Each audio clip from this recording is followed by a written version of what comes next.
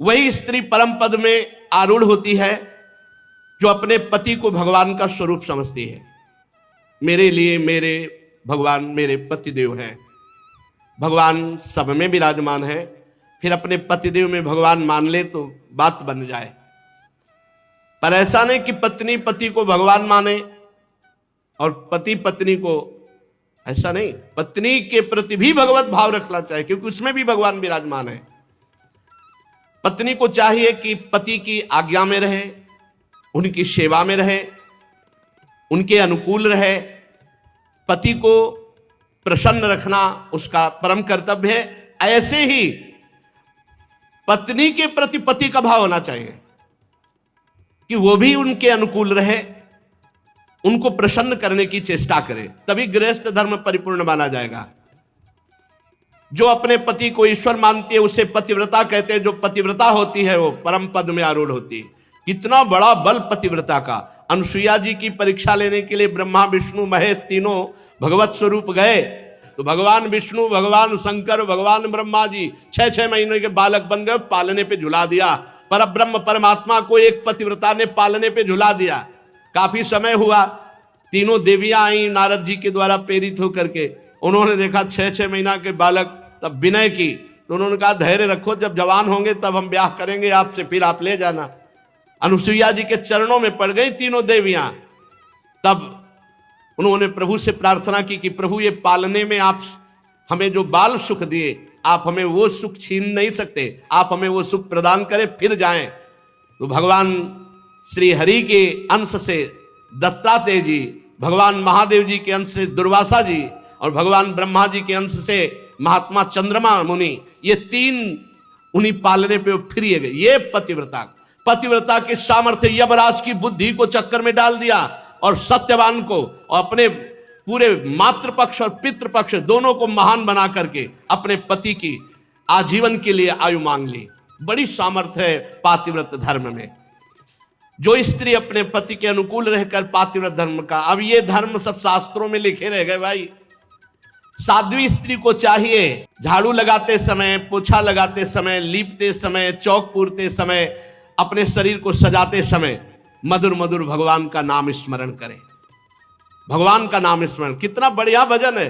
सोहनी लगा रहे, पोछा लगा रहे, जो भी कार्य कर रहे हैं भगवान का नाम जप करते हुए कर रहे हैं, इसी से भगवत प्राप्ति हो जाएगी। गृहस्थ में भी गोपी जनों ने कोई सन्यास नहीं लिया था बाहर से, लेकिन बड़े बड़े सन्यासी गोपियों की चरण धूलि की याचना करते हैं। जब परमहंस सुखदेव जी महाराज गा रहे हैं उनके जस का, जब उद्धव जी जैसे परम ज्ञानी उनकी चरण रज की आकांक्षा कर रहे हैं, तो औरों की क्या।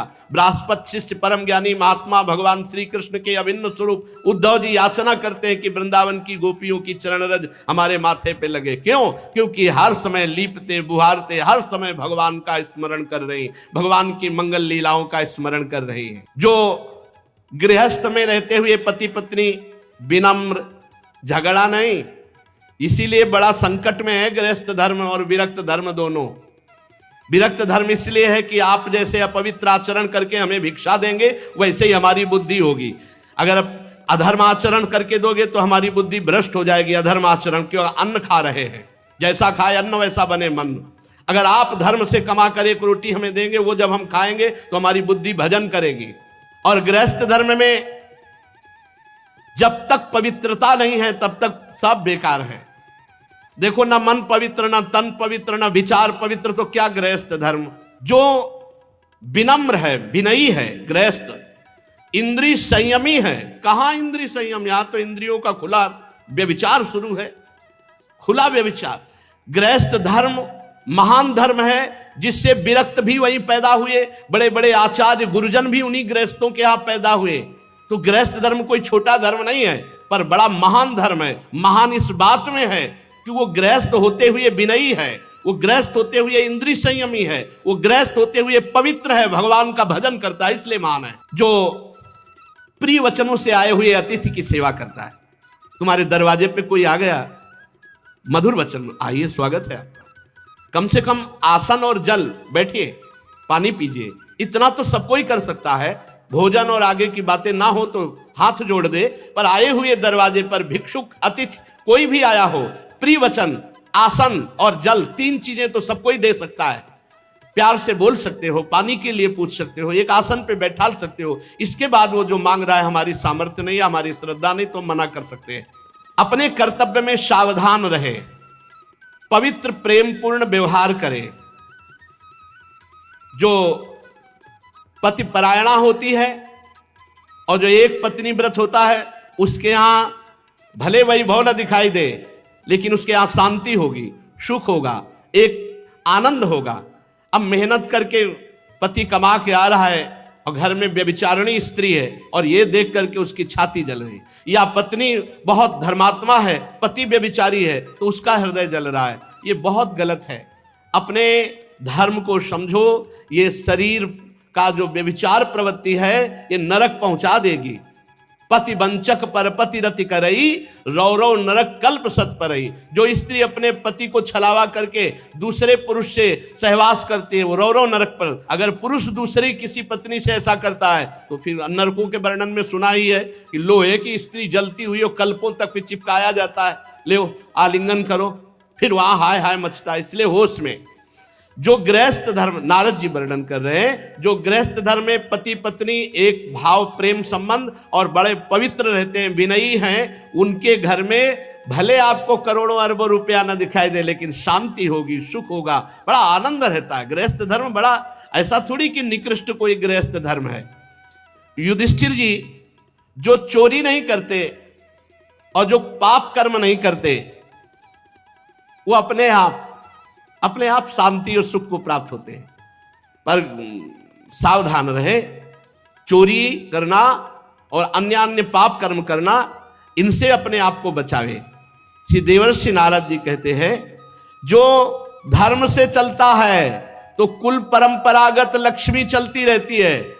ध्यान दीजिए, दीपक की तरह भले जले, लेकिन जो धर्म से धन कमाते हैं उनका परिवार सुखी रहेगा। और ये जो अधर्म से घूस लेकर इधर उधर, फिर उनका जो है वो भले हाइलोजन की तरह एक बार जले, लेकिन फ्यूज पक्का हो जाएंगे, पक्का नष्ट हो जाएंगे, परिवार तितर बितर हो जाएगा, सब नष्ट हो जाएगा। इसलिए अधर्माचरण करके गृहस्थ का पालन करने की कोशिश ना करे। भले धर्म से नमक रोटी खाने को मिले, आप धर्म से चलें।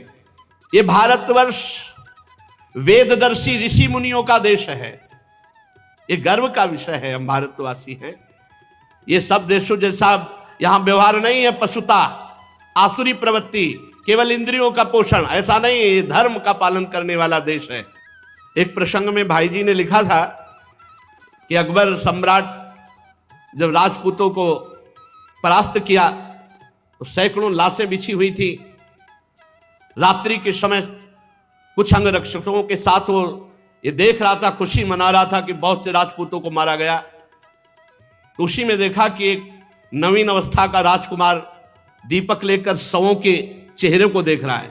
तो आवाज लगाई, सावधान।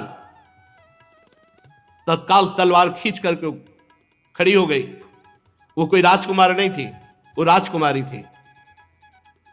नजदीक अकबर अपने साथियों के साथ गया, कौन हो तुम? तो उसने बताया कि मैं क्षत्रिय राजकुमारी हूं। तो यहां रणभूमि में कैसे? तो उनका मेरे ब्याह का अमुक राजकुमार से संबंध निश्चित हो चुका था और वो रणभूमि में मारा गया। तो मैं उसे देख रही हूं कि उसका शव मिल जाए तो मैं सती हो जाऊं। उनका ब्याह तय हुआ था। बोले हाँ, हम भारतीय नारी हैं, एक बार जिसको अपना पति स्वीकार कर लिया जीवन उसी को समर्पित कर देती है। ये हमारे यहाँ की परंपरा। वो होश उड़ गए उसको कि अभी ब्याह हुआ नहीं, ब्याह की बात तय हुई थी और ये शव ढूंढने आई उसके साथ अपने शरीर को नष्ट कर देने की। ये पूर्व की बात। ये हमारा भारत देश है जहां अपने संबंधों की, अपने चरित्रों की पवित्रता है यहां, और उसी के बल से परम पदादि प्राप्ति। ये पशुता थोड़ी थी, ये पशुता तो अभी कुछ वर्षों से आई हुई है। धर्म पूर्वक पाणी ग्रहण संस्कार करके किसी एक को स्वीकार, आजीवन निर्वाह करो, ये हमारे यहां की पद्धति रही। जो धर्म से चलता है, कुल परंपरागत, उसके यहां श्री वैभव सुख शांति बनी रहती है। अब युधिष्ठिर जी ने पूछा, ब्रह्मचर्य, गृहस्थ, वानप्रस्थ, सन्यास, ये 4 आश्रम हैं। इसमें गृहस्थ का तो वर्णन किया, अब ब्रह्मचर्य आश्रम का और वानप्रस्थ आश्रम का और संन्यास आश्रम का क्या स्वरूप है। तो देवर्षि नारद जी कहते हैं, हे धर्मराज, ब्रह्मचारी चाहे कोई भी हो, गरीब या बड़े घर का या किसी भी वर्ण का, गुरुकुल में सब ब्रह्मचारी माने जाते थे। पहला आश्रम सबका ब्रह्मचर्य है। जब तक ब्याह ना हो तब तक ब्रह्मचर्य जो रहे तो उसका जीवन एक अलग होगा। आप देखना, उसकी संतानें एक दिव्य होंगी। लेकिन हमें लगता है कि दसियों हजार में 10,000 में कोई एक ऐसा निकले तो निकले, नहीं तो बहुत है कि ब्याह ना हुआ हो तब तक वो ब्रह्मचर्य रहा हो।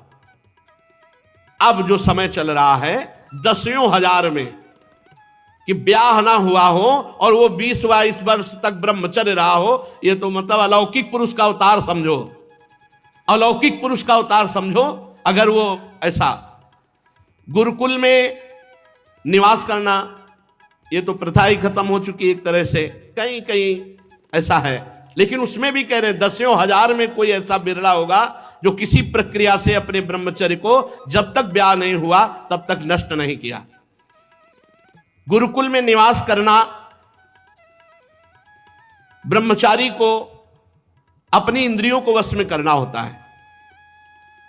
वो गुरु जी के सामने अपने को दास के समान समझे, गुरुदेव के चरणों में सुदृढ़ अनुराग रखे और गुरुदेव का हित कैसे हो, उनको सुख कैसे पहुंचे, ऐसा कार्य करना चाहिए। जो ब्रह्मचारी है उसका प्रधान धर्म है गुरु सेवा, गुरु चरणों में अनुराग और गुरु के सामने अपने को बहुत दीनहीन दास मानना और अपनी इंद्रियों को बहुत सावधान रखना। गुरु सेवा तभी पूर्ण होती है जब मान त्यागी होता है। गुरुपद पंकज सेवा तीसरी भक्त अमान, अमान होकर गुरु चरणों की सेवा करना, ये विशेष जीवन को प्रकाशित करने वाली बात है। ब्रह्मचारी को चाहिए कि जो भिक्षा मांगकर लावे वो गुरु के सामने समर्पित कर दे और गुरु की आज्ञा से ही उसको पावे। और ब्रह्मचर्य आश्रम में मौन व्रत का जरूर आश्रय ले, ज्यादा बातचीत विषय वासना बढ़ाती है। एकाग्र रहे और गायत्री का जप दोनों संध्याओं में या तीनों संध्याओं में जैसा समय मिले वैसा, त्रिकाल संध्या या 2 काल की संध्या। और गुरुजी जब बुलावे तो क्षुद्र दास की तरह हाथ जोड़कर उनके सामने अनुशासन में रहे और गुरु के द्वारा पढ़ाए हुए शास्त्रों का एकांत में चिंतन करे, मनन करे, स्वाध्याय करे। जब गुरुदेव आवे तो हाथ जोड़कर खड़ा हो जाए, फिर उनके चरणों में सिर टेक कर प्रणाम करे, फिर हाथ जोड़कर बैठ जाए और जो वो उपदेश करे फिर उसे बड़े ध्यान से सुने।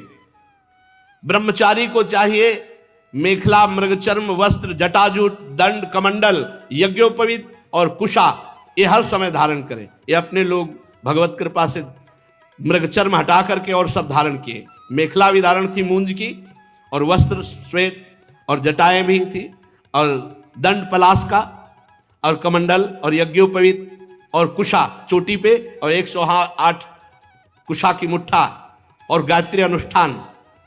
सायंकाल 24 घंटे में एक बार भिक्षा करे ब्रह्मचारी। 24 घंटे में ब्रह्मचारी को एक बार सायंकाल भोजन पाने के लिए आज्ञा है, तभी वो ब्रह्मचर्य पचा पाएगा। गुरुदेव आज्ञा दे तो पाए, अन्यथा ना पाए। गुरुदेव ना बोले तो प्रणाम करके भिक्षा रख के चले गए। गुरुदेव आज्ञा दे तो पाए। बड़ी गुरु आज्ञा पर पूरा जीवन समर्पित जिन्होंने कर दिया, निहाल हो गए। और अपने चरित्र की रक्षा के लिए हर समय सावधान रहे ब्रह्मचारी। ये चरित्र के लिए बहुत हानिकारक है मोबाइल, क्योंकि इसमें सारे चरित्रहीन विषय भी भरे पड़े हैं। यद्यपि गुण ना हो तो कोई स्वीकार ही न करे, इसलिए माया ने गुण भी रख दिया है कि आप इससे सत्संग भी सुन सकते हैं, आप अच्छी बातें भी सुन सकते हैं। लेकिन एकांत में सत्संग कोई बिरला सुनेगा, एकांत में तो फिर संसारिकता की तरफ मन भागता है। इसलिए बचो। उस समय तो थे ही नहीं जब अपने लोगों का नैष्ठिक ब्रह्मचर्य था, मोबाइल नहीं था। किसी को सूचना पहुंचानी, आज मरा है तो 15 दिन तक लगते थे, एक चलता था पोस्ट कार्ड, और एक नीला नीला ऐसे जो बंद करके दो चलते थे। एक पोस्ट कार्ड खुला इतना बड़ा 15 पैसे का, और ज्यादा जरूरी हो तो तार होता था, तार तार कर दो ऐसे ऐसे। और अब तो मोबाइल चल गया है, मोबाइल से बचो, ये बहुत हानिकारक है। साधु महात्माओं के लिए तो खास करके विशेष हानिकारक है, बच्चों के लिए भी बहुत हानिकारक है, बहुत हानिकारक। इतना बड़ा बच्चा सर्च करके दुनिया की बात निकाल देगा। आज तक मोबाइल खोलना नहीं आया। ये जो हम देखते हैं, जो हम सुनते हैं, जो हम बोलते हैं, उसका मनन होता है। ब्रह्मचर्य रहने के लिए हमको ना वो देखना है, ना सुनना है, ना बोलना है जो हमारे भजन में विघ्न पहुंचावे। स्त्री शरीर, पुरुष शरीर और कोई भी किसी भी शरीर से भी अपने धर्म के विरुद्ध आचरण करने की चेष्टा ना करे।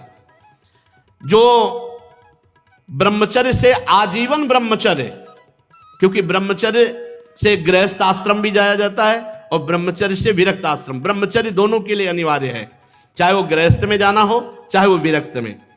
गृहस्थ आश्रम में यदि नहीं जाना और ब्रह्मचर्य का आजीवन व्रत लेना है, तब तो बहुत सावधान हो जाए। आजीवन के लिए नियम ले ले कि कामी पुरुष और कामिनी का कभी भी संग नहीं करेंगे।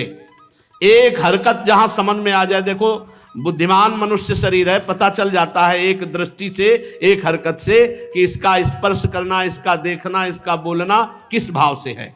साधक को सावधान रहना चाहिए जो आजीवन ब्रह्मचर्य रहना चाहता है। इंद्रिय